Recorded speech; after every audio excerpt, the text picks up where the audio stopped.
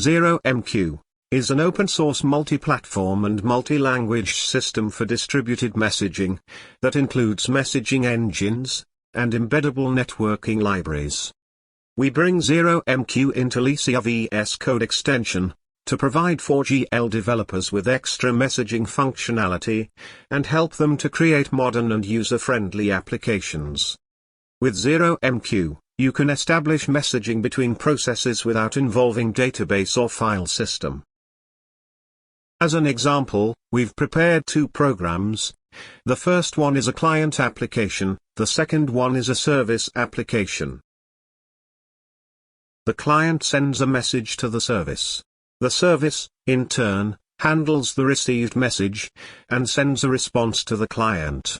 Then, the client displays that response. Let's have a closer look at the code. The first thing you need is a client application, as shown in our example. To make a start, follow these steps. Step 1. Define the context and socket variables to create and open the socket. The socket is of ZeroMQ.rec type. The client uses ZeroMQ.rec sockets for sending requests to the service program and receiving responses from it.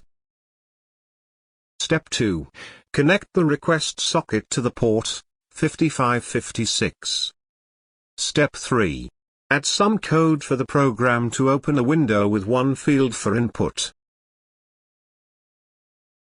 and send the text from the field to the service, with the send action.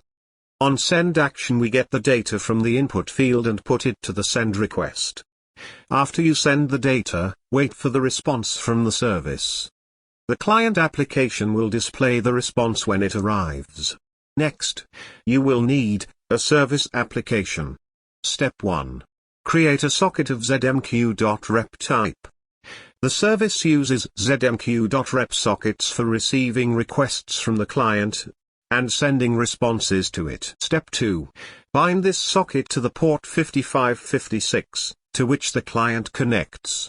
The service will be working in idle mode and will be waiting for requests. It will check for incoming messages every 2 seconds. When any incoming message is received, the service attaches the word redirected to the beginning of the message, and sends this new string back to the client. This is just a small example, but the service can do much more. Connect to a database and get data via query, using incoming message as parameter, do some calculations, or build the reports depending on the incoming message. After the service receives the close message from the client, the service will be closed. Now, let's see how it works. Start the service application, and also start the client application. You can connect as many clients as you want.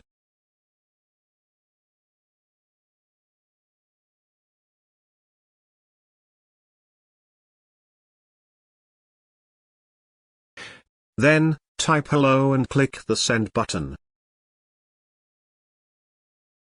The service will respond with the redirected hello string.